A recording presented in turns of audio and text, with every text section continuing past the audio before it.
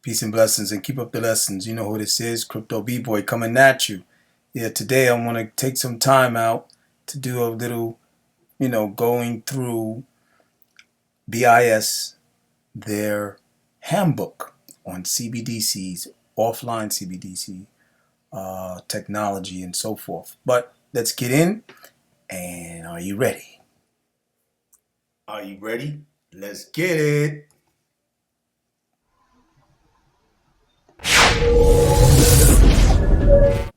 Alrighty then. So are you ready? Let's get it. Nah. But anyway, guys, I appreciate some of you. And before I start, I thank the people who have supported me and try to be there for your bro, Crypto B Boy, and the subscribers that I do have, and those who come as they come. I appreciate it, and I will still try my best to give as much as content and value, and I see that that's very important. You see how some people who do a lot more get a lot more.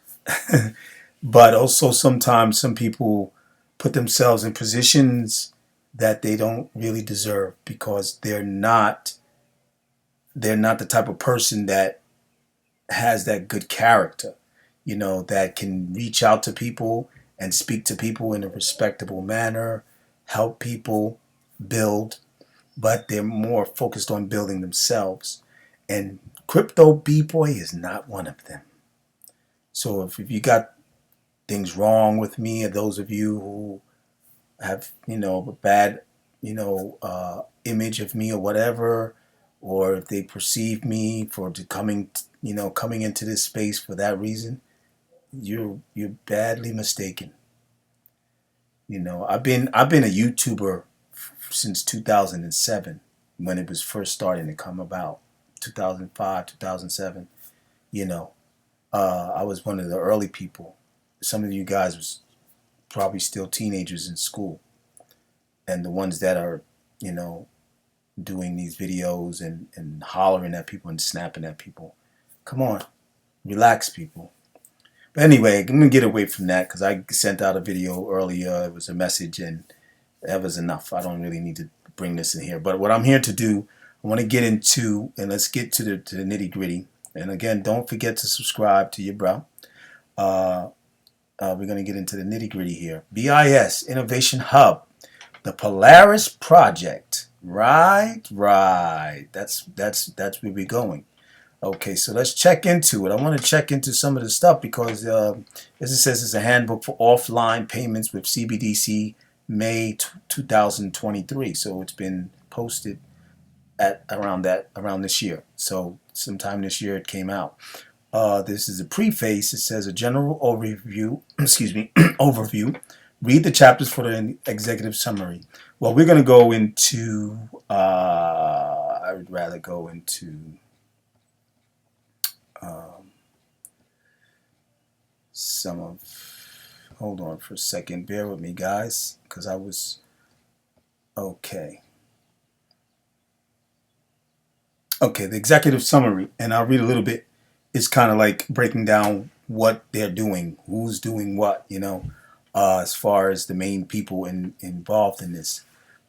This handbook provides a comprehensive overview of the key aspects of offline payments with CBDC, and is intended to serve as a guide for central banks considering implementing offline payments capabilities.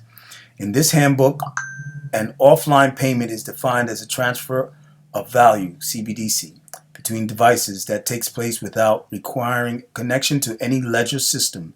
This could be due to a system outage or in the absence of internet or telecommunications connectivity. A survey conducted by the BIS Innovation Hub as part of the development of this handbook shows that 49% of central banks surveyed consider offline payments with retail CBDC to be vital, while another 49% deemed it to be advantageous. Providing offline payments with CBDC is an important requirement for many central banks, but its implementation is complex and involves a number of technology. security, and operational considerations that need to be planned and designed for at the earliest possible stages.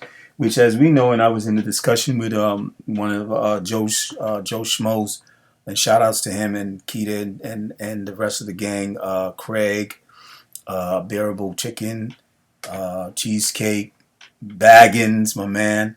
But and I'm going to bring something from Baggins because Baggins gave me some clarification on a quick level when I asked about if they knew about the BIS, and I'll bring that up in a few minutes.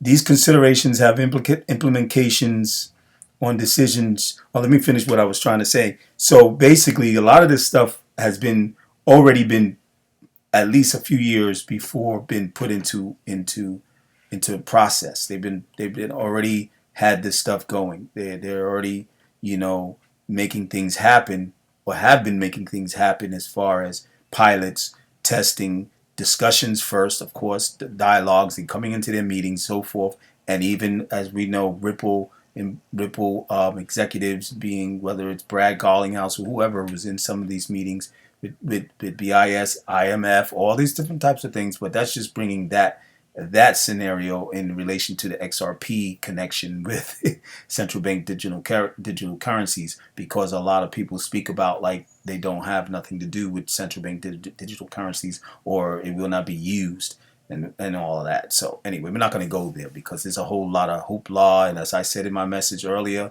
too much back and forth over that doesn't make any sense. It's about building, it's about learning, and it's about doing this, getting your research done, getting in and learning and understanding. And then it goes more than that. If you can find people who actually work in the field and talk to them directly, that's better.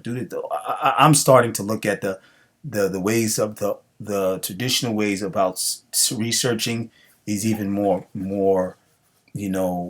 valuable to me, because people will they will try to like defame you and say, well, you're not doing enough research, or you're going to Google or whatever. They'll try to downplay what you're doing, because it's vicious out here in the crypto crypto streets. And I'm telling you. But anyway, let me continue on. It says providing offline payments with CBDC is an important requirement for many central banks, but its implementation is complex and involves a number of I read that already. I'm sorry. These considerations have tongue-tied right there. Implications on decisions related to policy, ecosystem roles and responsibilities, design, architecture, security, technology, investment, ongoing operations, change management, and risk management. And this is stuff that's geared up to business too. A lot of these things that you see here, but it's because of technology. So some of those terms fall into that area more. And so the research for this handbook has found there is no one size fits all solution. That's correct. With each country having multiple reasons for providing offline payments with CBDC, the types and suitability of solutions for offline payments will vary by country depending on local requirements. So I'll stop there and let's get into some of the points, the things that will be going on here. Technology, risk, and security. So we have technology, risk, and security. A risk-based approach must be taken at the earliest stages of design. The technology and business operations for CBDC systems, particularly if supporting offline payment, due to possible security and operational implications. This may require adaptation of enterprise risk management to new threats and risk. Offline payment solutions can operate in three modes, which refer to how the solution would connect online if and when required.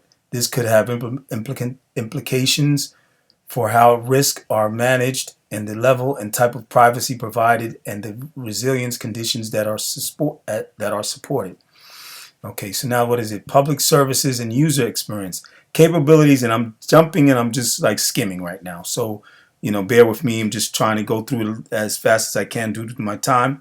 I'm not going to make this video too long because I might do another video, maybe one or two more, and go through some more like real, serious, important points that, as far as our community is concerned, how it's affecting us, how it's going to affect crypto, and as just a society of people in America, let alone outside of America, globally, how it's going to affect the society and how people are going to have to deal with what's coming and stuff that we have to, maybe even have some fear about. So I'm going to get into some of that later.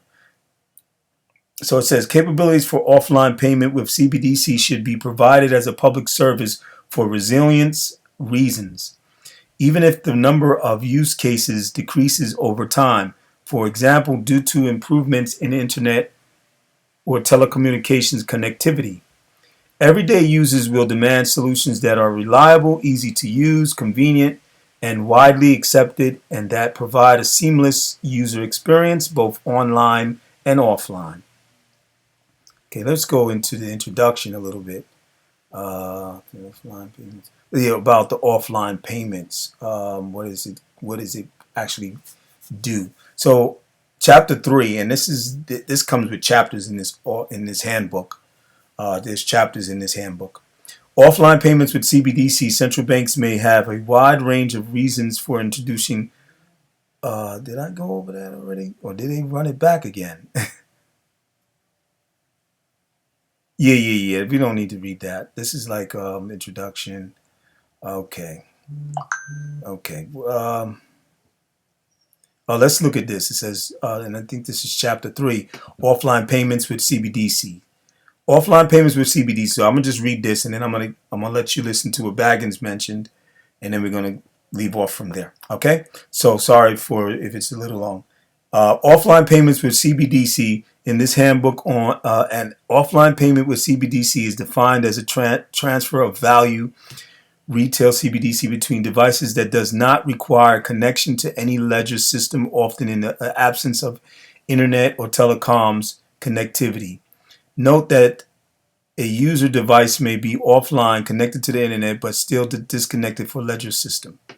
Okay, so they got the diagram there and so forth. And my man Kurt Kmore, he was good with the diagrams and like these and going and breaking stuff down, and T as well, mashallah.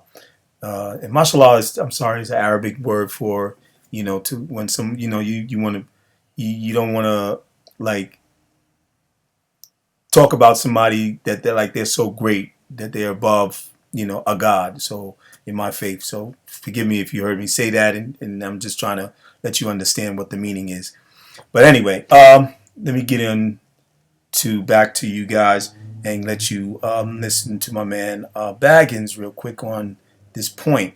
All right, that last point that I left off on, because he gives some clarification. He's a tech himself, and I forgot what field of work within the tech industry that he does, but he knows about this stuff. So let me let you listen. Hold on.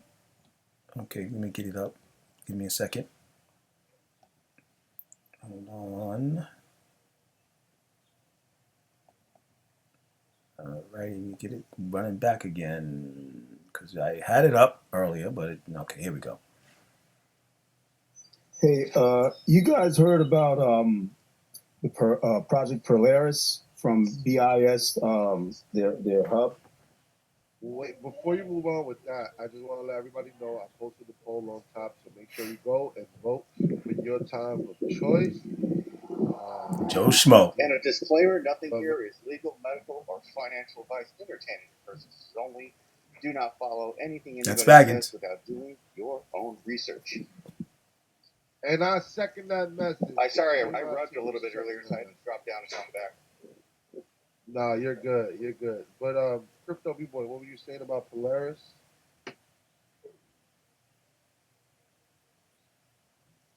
Polaris is from. Hold on, let me get it up. BIS Innovation Hub, Project Polaris, a handbook for offline payments with CBDC, posted May 2023. And Have you heard of it? Anybody? Yeah, I read a little bit about it.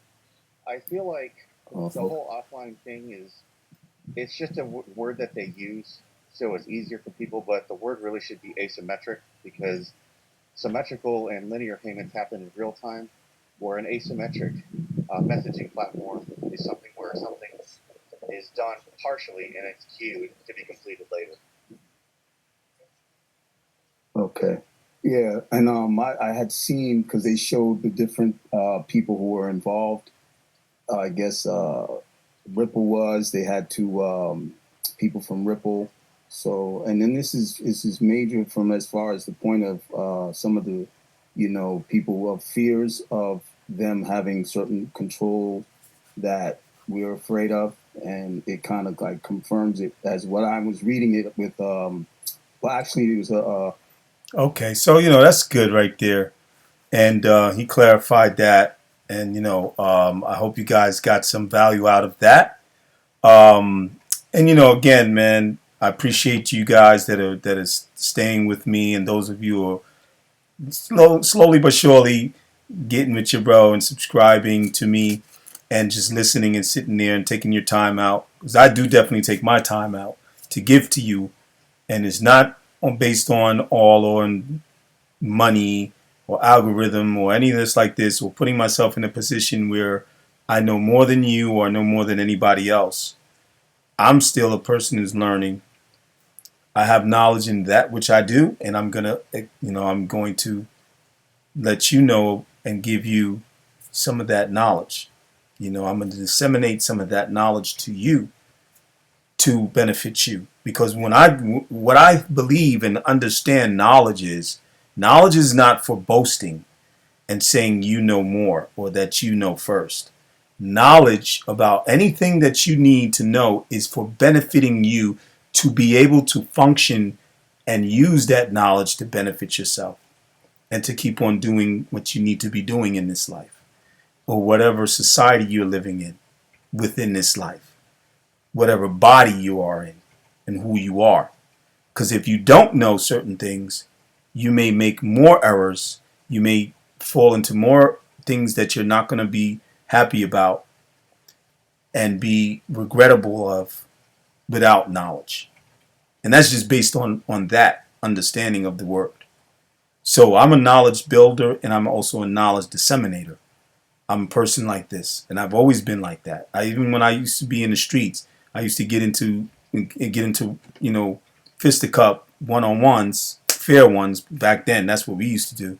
When I was out there and with my gang or whatever like this, my crews, and if somebody said something that was out of place to me, I would come back to them on a level with some, stuff that made sense, and they didn't like it because it made sense and it was true, and the truth hurts, and it was on a knowledge based level, letting them know, yo, you don't think this is gonna do this and this is gonna happen to you, and some people was like, they want to do crazy stuff, and I'm like, okay, I'm with sensible stuff. I'm with doing things that's going to benefit us. Not stuff that's going to put us in jail. Not stuff that's going to get us killed. You know what I'm saying? But when it came to protection and we had to protect our crew and our gang, then we had to all together do what we had to do. When it came down to that, warriors on a warrior level. But when it came down to just doing foolish stuff, because you just want to do it for a dag, like today, a lot of these youth and a lot of these people out there, they just want to do things like that for like, you got people trying to get views in TikTok and all this other type of stuff to be seen on world star hip hop that you smashed, beat up somebody, or you shot somebody. It's crazy stuff. That's clout chasing. You know what I'm saying? It's crazy, but it's mentally insane, and I'm not that type of person at all. Never been. So if you don't know me like that, you can get to know me if you're sincere, and you're people that are sincere people, not just on this, like fake facade reality in the YouTube space or any social media space. I'm not into that stuff. Be real. I'm a realist. I'm a person who deals with at some extent, you know. But I'm not a bad person. I'm not a person that wants bad for people. I want people to be benefited off of what I give. So I hope I've done that for you, and I hope you get more. I'm gonna be back. So stay with your bro, Crypto B Boy, coming at you. The next one, stay with me, and I'm gonna be probably getting back into this BIS thing. Okay, so y'all stay with me. Thanks, and click the like button when you go out and share the video. Thanks a lot. Peace.